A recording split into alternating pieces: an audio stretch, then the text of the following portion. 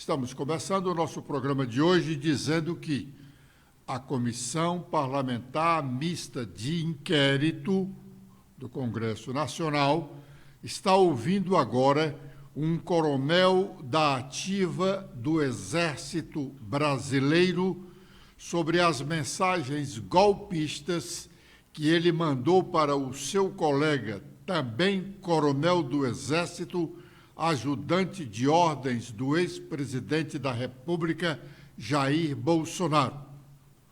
Ontem, a Comissão Parlamentar Mista de Inquérito, na parte da tarde, ouviu um coronel da Polícia Militar do Distrito Federal, que, por sinal, está preso por suposto envolvimento, por omissão, nos atos de vandalismos ocorridos em Brasília no dia 8 de janeiro. O coronel da Polícia Militar do Distrito Federal fez algumas chincanas para não ir depor. Como relatou no início da sessão de ontem, o presidente da CPMI, deputado Arthur Maia. Pois bem, o coronel primeiro entrou com um habeas corpus no Supremo Tribunal Federal para não ir depor. O habeas corpus, nesta parte, lhe foi negada e ele estava na obrigação de ir depor. Conhecido o resultado do habeas corpus, o coronel, então, engendrou um atestado médico, pedindo o adiamento do depoimento porque estaria doente. O presidente da CPMI, o deputado Arthur Maia, ordenou que ele fosse submetido a uma comissão médica do Senado Federal. Aí ele recuou e disse que ia depor, e foi depor. E não se ouve bem no seu depoimento. Mas vamos ouvir o que disse o deputado Arthur Maia sobre o episódio. Habeas corpus perante o Supremo Tribunal Federal, requerendo o direito de não vir depor, e se viesse, que o viesse na condição de investigado. Hoje, por volta das 9h30 da manhã, aproximadamente, o ministro Alexandre de Moraes, do Supremo Tribunal Federal, concedeu em parte a medida cautelar acatou parcialmente o habeas corpus, dizendo que denegava o pedido para não vir depor, que o depoente tinha que vir depor, mas que ele viria na condição de investigado e de testemunha, exatamente como foi o que aconteceu no último depoimento que tivemos. Como sabemos, o depoente encontra-se preso. Esse habeas corpus foi dada essa decisão às 9h30 da manhã. Às 10h12, o depoente entrou com um outro pedido aqui na CPMI, juntando um atestado médico, alegando falta de condições psicológicas para proceder o seu depoimento. Ora, todos nós sabemos que essa intimação foi feita ao depoente na semana passada. Ele poderia ter se antecipado e mandado esse atestado médico. Não o fez, entrou com o habeas corpus. O habeas corpus foi decidido hoje, como eu acabei de falar. 40 minutos depois da resposta dada através da decisão do habeas corpus pelo Supremo Tribunal Federal, obrigando o depoente a vir, foi apresentado esse atestado médico e, diante dessa realidade, nós determinamos que o depoente viesse até o Senado para ser avaliado por uma junta médica do próprio Senado. Nesse momento, ele encontra-se perante a junta médica, não sei se já acabou. Já acabou a junta certamente está concluindo lá o seu laudo. Entretanto, eu fui procurado aqui pelo doutor Gustavo Mascarenhas, que é advogado, depoente, que manifestou a vontade do depoente, independente do que a junta médica disser, de prestar o seu depoimento. Isso foi com relação à reunião, à sessão de ontem da Comissão Parlamentar Mista de Inquérito. Agora, pela manhã, está acontecendo, o coronel do Exército, Jean Lavin Júnior, é o depoente na Comissão Parlamentar Mista de Inquérito. O coronel está na ativa do Exército Brasileiro e tinha sido designado, mas já foi cancelado, ele tinha sido designado para uma missão nobre do governo brasileiro nos Estados Unidos. Pois bem, o coronel está agora na cadeira de depoente, já respondeu às indagações da senadora relatora, Elisiane Gama, e ele, ao sentar na cadeira, foi justificar ele justificou as razões de sua convocação para depor, como de fato está depondo agora, na CPMI. Vamos ouvi-lo. Hoje venho aqui para responder as perguntas dos senhores a respeito das mensagens trocadas com o Cid, Tenente Coronel Cid, mas afirmo aos senhores que em nenhum momento eu falei sobre golpe, em nenhum momento eu atentei contra a democracia brasileira, em nenhum momento eu quis quebrar, destituir, agredir qualquer uma das instituições, porque isso não faz parte do que eu aprendi durante toda a minha carreira, toda a minha vida. Falo isso aos senhores do fundo do meu coração. Aquelas mensagens, eu vou explicar cada uma delas, foram mensagens trocadas no privado, mas o mais importante, e eu preciso que Vossas Excelências considerem isso, é a minha essência. É aquilo que eu fiz a minha vida toda, como um pai de família, como um bom militar, como aquele que quer o bem do Brasil, e aquele que, por ter uma família, por vir de uma família síria, por ter trabalhado num país como o Sudão, saber como o nosso país é abençoado, como o nosso país é promissor, como ele tem futuro, e como eu sempre me propus, me dispus a vida toda a lutar por isso. É isso que eu acredito, é isso que eu passo para os senhores agora como palavras iniciais e me coloco, a partir de então, à disposição de Vossas Excelências para responder às perguntas que forem necessárias relativas às mensagens trocadas com o Tenente Coronel Cid. Muito obrigado. Bom, esse Tenente Coronel Cid, ele está preso. Era um dos ajudantes de ordem, ou o principal ajudante de ordem do ex-presidente Jair Bolsonaro. O coronel Jean diz que essas mensagens foram trocadas no privado, como se o que se diz no privado não vale. Vale muito mais do que no público, porque no público, geralmente, as pessoas mentem mais. Na verdade, essas palavras dele deviam ter sido trocadas era na privada e não no privado. O coronel mostrou que acabou com a carreira dele. Ele fez um relato antes, dizendo dos cursos que fez, da sua vida como militar, mas, ao final das respostas dadas à senadora Elisiane Gama, ele se demonstrou um homem invertebrado. Acabou-se profissional e moralmente para os seus amigos, os familiares.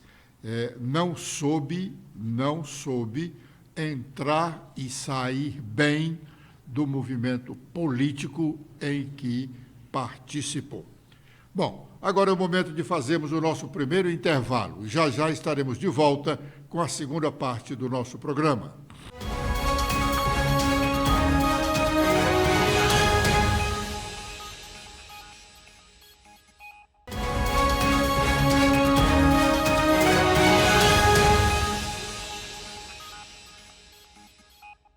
A Justiça cearense reagiu ontem, segunda-feira, contra as denúncias de tortura nos presídios do Ceará, como denunciado recentemente pela Folha de São Paulo e repercutido amplamente aqui no nosso programa, com cobranças de providências não apenas da Justiça, mas, inclusive e principalmente, da Comissão de Direitos Humanos da Assembleia Legislativa Cearense.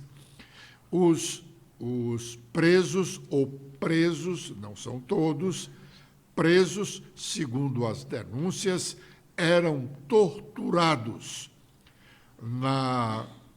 em presídios do estado do Ceará, quando tinham os seus dedos das mãos quebrados em momentos de torturas. A Corregedoria de Presídios da capital cearense ontem tomou uma providência. Stephanie. Olá, Edson. Olá, internautas do blog do Edson Silva. A Corregedoria da Comarca da Capital determinou, nesta última segunda-feira, o afastamento provisório, pelo prazo de 90 dias, da atual direção da unidade prisional, o agente Elias Alves da Silva. A medida foi motivada após denúncia de violência e maus-tratos praticados contra internos, com o objetivo que se preserve a integridade física e psicológica dos presos e que se resguarde a coleta de provas, evitando eventual interferência dos possíveis autores na apuração dos fatos. Conforme a determinação, devem ser afastados no prazo de 24 horas o diretor, o vice-diretor, o chefe de segurança e disciplina e o gerente administrativo da unidade, além de um policial penal diversas vezes citado como participe dos atos de violência contra os presos. Não será a forma violenta de poder que assegurará a paz social ou a segurança. É preciso respeitar os direitos humanos. Somente assim se limitará o poder que emana do povo, em vista de uma sociedade universal e fraterna, onde se convive sem o medo e a desconfiança nas autoridades públicas, destacou a juíza Luciana Teixeira de Souza, a corregedora de presídios e titular da 2ª Vara de Execução Penal de Fortaleza. A medida foi importante, muito importante, realmente, mas deveria ter sido completa com o afastamento do secretário também. Aliás, a matéria da Folha de São Paulo cita o secretário como responsável por essas torturas e diz que essas torturas, ou esse tipo de tortura de quebrar os dedos das mãos dos presos, surgiu aqui no Nordeste brasileiro, quando o atual secretário de presídios aqui do estado do Ceará chegou ao Nordeste, entrando pelo Rio Grande do Norte, onde teve a sua primeira atuação e onde surgiram os primeiros casos de tortura. Também chama a atenção o fato de ter sido necessária a intervenção do Poder Judiciário para punir alguns dos responsáveis por essas torturas, porque quem deveria ter tomado as primeiras providências era o governo do Estado, o Poder Executivo, notadamente neste momento que o governador do Estado é o Mano de Freitas, é uma pessoa que sempre disse estar ligado à defesa dos direitos humanos. O Poder Executivo não tomou as providências necessárias antes da intervenção do Poder Judiciário, que, embora um pouco tardiamente, mas finalmente chegou.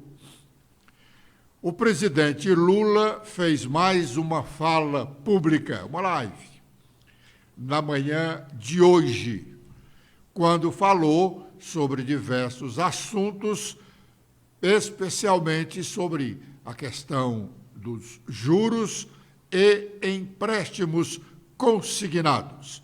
Vamos ouvir parte do que disse o presidente Lula nesta manhã. Ontem eu fiquei indignado, ontem eu estava discutindo o Plano Safra. O Plano Safra será 364 bilhões de reais. Há uma média, eu não sei o total, de 10% de juros ao ano. É caro. Sim. É muito caro. Sim. Esse juro poderia ser mais barato. Mas é que tem um cidadão no Banco Central, que a gente não sabe quem pôs ele lá, que está de juros ser 13,75. Pois bem, então eu fiquei pensando, nós vamos emprestar 364 bilhões para os agricultores, sabe, do agronegócio, a 10% de juros.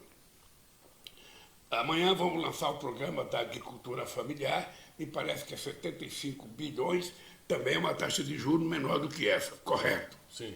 Agora, o que eu deixei indignado é o seguinte, o juro, sabe, consignado, crédito consignado, que é dado para a pessoa que tem emprego garantido, que é contado no salário, portanto, não tem como perder, é 1,97.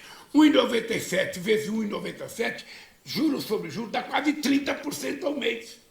Então, a minha pergunta é a seguinte, como é que um cara que ganha R$2.000, que pega 1.000 no crédito consignado, vai pagar 30% ao mês, e eu estou emprestando dinheiro para os grandes a 10% ao mês? O deles também é caro, quero deixar claro, o deles também é caro. Mas esse aqui é triplamente caro. E para quem tem menos. Então, isso aqui eu vou conversar com a Haddad, vou conversar com o presidente dos bancos, para saber como é que a gente está levando o povo pobre nisso. A gente está dando como garantia a folha de pagamento e a gente ainda paga mais caro que paga o empresário pelo empréstimo. O cara vai no BNDES, pega empréstimo a 14% ao ano, é muito caro. É muito caro, é um roubo. Sim. Mas é metade do que paga o crédito consignado que dá garantia. Sim. Esse aqui não tem como dar cano, Sim. porque esse aqui desconta na folha. Sim. Então, algumas coisas que eu estou pensando, a gente vai ficando velho, vai ficando mais esperto. O governo tem mecanismos para reduzir essa taxa de juros para os empréstimos consignados e outros da agricultura familiar, do próprio agro, dos prestadores de serviços, enfim. O governo tem o Banco do Brasil, o governo tem a Caixa Econômica Federal, o governo tem o Banco Nacional de Desenvolvimento Econômico e Social, e o governo tem aqui no Nordeste brasileiro, como tem lá no Norte também um banco, tem aqui o Banco do Nordeste do Brasil. Uma política de governo poderia confrontar a política do Banco Central e este poderia ser mais parcimonioso na definição das taxas de juros Selic, agora na faixa de 13,75% ao ano, com promessa de começar a cair um pouco a partir do mês de agosto. É bom o governo saber do que ele é capaz de fazer, o que ele pode fazer, para não estar só culpando os outros e deixando de fazer o que ele pode. Agora vamos fazer mais um intervalo e já estaremos de volta com a última parte do nosso programa.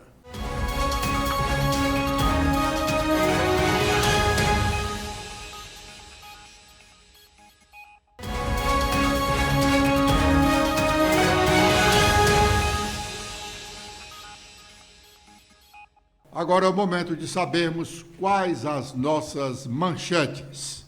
Letícia. Olá, Edson. Olá a todos que acompanham o nosso programa de hoje. Com as atualizações feitas no nosso blog, temos que o relator da ação do PDT contra Jair Bolsonaro, o ministro Benedito Gonçalves, apresenta voto nesta terça-feira. A AIGE, a Ação de Investigação Judicial Eleitoral, discute as práticas de abuso de poder político e uso indevido dos meios de comunicação em encontro com embaixadores. Também temos que o ministro Luiz Roberto Barroso completa 10 anos no Supremo Tribunal Federal.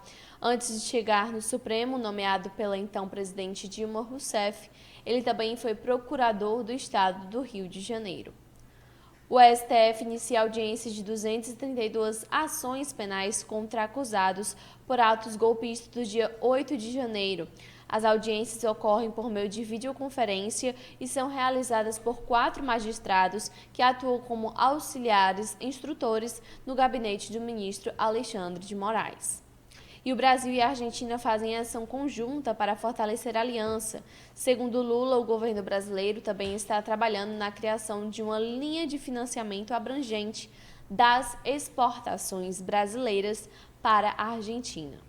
Com os destaques nacionais, iniciando pelo Globo, temos em principal manchete a Copom, que prega cautela e parcimônia, mas sinaliza que pode reduzir Selic no mês de agosto. Esse texto diz que a queda da inflação pode permitir iniciar processo de inflexão na próxima reunião, de acordo com essa ata do Banco Central. Também temos em destaque a coluna de Miriam Leitão, que fala sobre a prévia da inflação, que fica perto de zero no mês de junho, o menor número desde setembro de 2020. Esse índice de preço subiu 0,04% na prévia deste mês, após subir 0,51% em maio, de acordo com o IBGE. Também temos sobre apetite voraz, que Lula planeja entregar a Funasa ao Centrão para conter cobiça sobre o Ministério da Saúde.